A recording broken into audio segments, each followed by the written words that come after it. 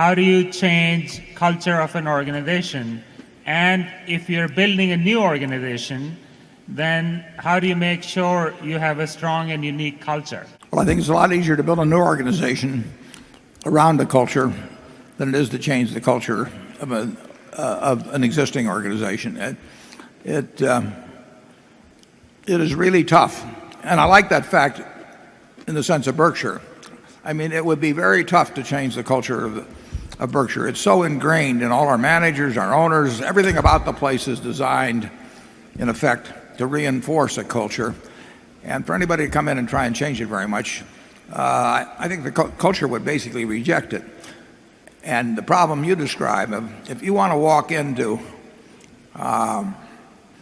whatever kind of organization you want to name, I got to be a little careful here. It is tough to change cultures. Charlie and I have bucked up against that a few times, and I would say if you have any choice in the matter, I would much rather start from scratch and build it around it. But I've had the luxury of time with Berkshire. I mean, it goes back to 1965, and there really wasn't much of anything there, except some textile mills. So I didn't have to fight anything. And as we added companies, they became complementary, and they bought into something that they felt good about. But it took decades.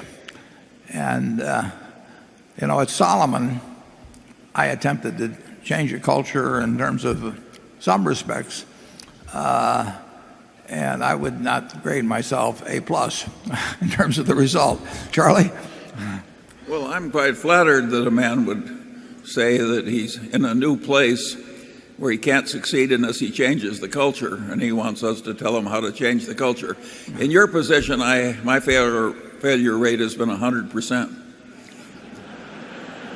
And yeah, Charlie started a law firm. Go back to what, 1962, Charlie, or what was it? Yeah, I could move out, but I couldn't change the culture.